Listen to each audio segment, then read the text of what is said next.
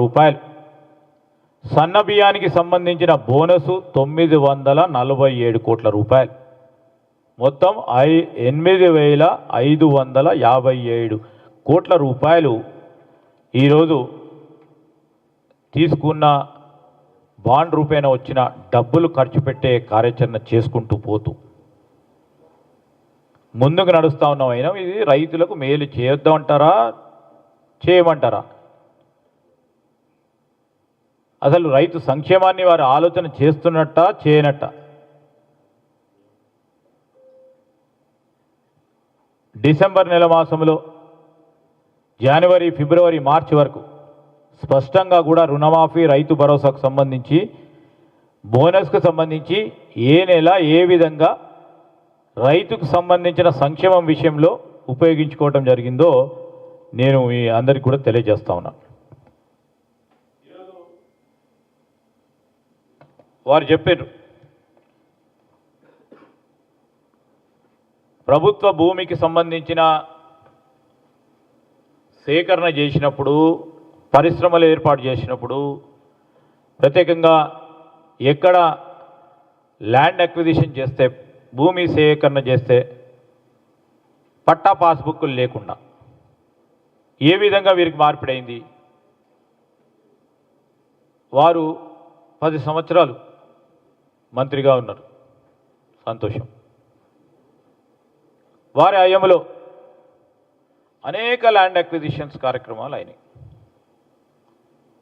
తెలంగాణ రాష్ట్ర ప్రభుత్వం ఏర్పాటైన తర్వాత అంతఃపూర్వకంగా కూడా మరి ల్యాండ్ అక్విజిషన్కు సంబంధించి అదేవిధంగా భూసేకరణకు సంబంధించిన ప్రొసీజర్స్ పాలసీ పరంగా ఏ విధంగానే మేమైతే మార్పు చేయలేం. ఇప్పటివరకైతే భూసేకరణకు సంబంధించి పరిశ్రమలకు ఇవ్వాలి, పారిశ్రామిక ఏర్పాటు చేయాలని. ఈరోజు రెవెన్యూ నుంచి ఇండస్ట్రియల్ ఇన్ఫ్రాస్ట్రక్చర్ కార్పొరేషన్కి ల్యాండ్స్ మార్పిడి జరిగినప్పుడు ఒక జీవో ఇస్తారు. క్యాబినెట్లో నిర్ణయం అయిన తర్వాత ఒక జీవో ఇవ్వటం జరుగుతుంది. తర్వాత తదుపరి ఆ సంబంధిత కలెక్టర్స్ ప్రొసీడింగ్స్ ఇస్తారు.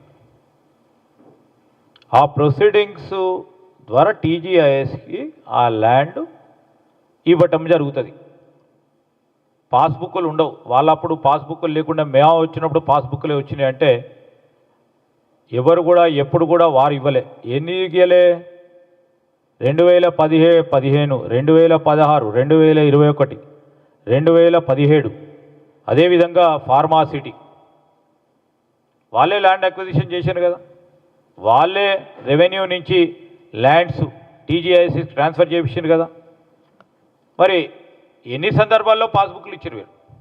అసలు పాస్బుక్లు అయితే టీజీఐఎస్కి ప్రొసీజర్ పరంగా వచ్చేది ఉండదు. అదేవిధంగా ఈరోజు మనం చూస్తూ ఉన్నాం, ఎక్కడైతే వారు ఆక్షన్ చేసి డబ్బులు తీసుకురావాలని ఆలోచన చేస్తున్నప్పుడు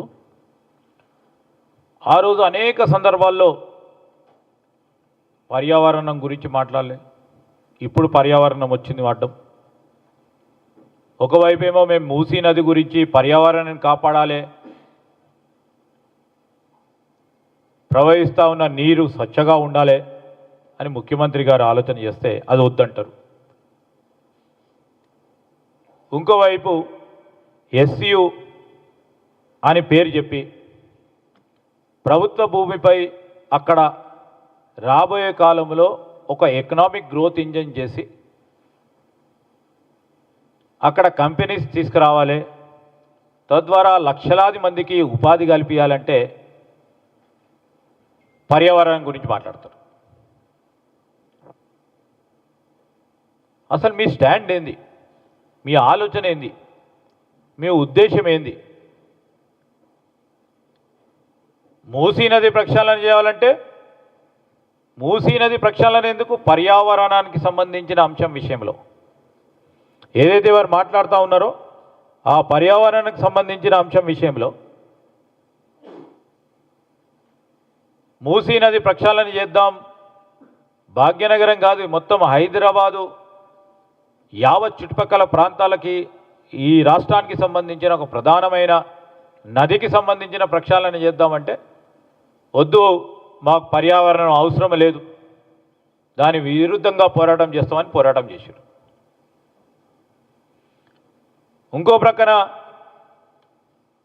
మేము ముఖ్యమంత్రి గారు అక్కడ పరిశ్రమలు కానీ ఈరోజు మరొక నాలెడ్జ్ సిటీని ఏర్పాటు చేసుకోవాలి, తద్వారా లక్షలాది మందికి ఉపాధి కల్పించాలని ఆలోచన చేస్తే అది కూడా వద్దంటున్నారు. అసలు మీ ఉద్దేశం ఏంటి? ఆ రోజు ఫైనాన్షియల్ డిస్ట్రిక్ట్ సంబంధించి దాదాపు 400 ఎకరాలు, ఆ 400 ఎకరాలకు సంబంధించి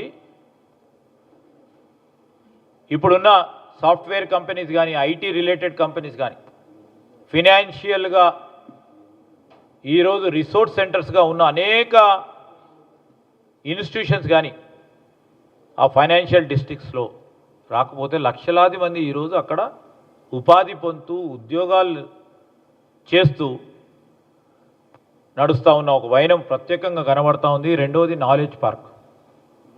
నాలెడ్జ్ పార్క్లో కూడా 300 ఎకరాల పై చిలుకు ల్యాండ్కు సంబంధించి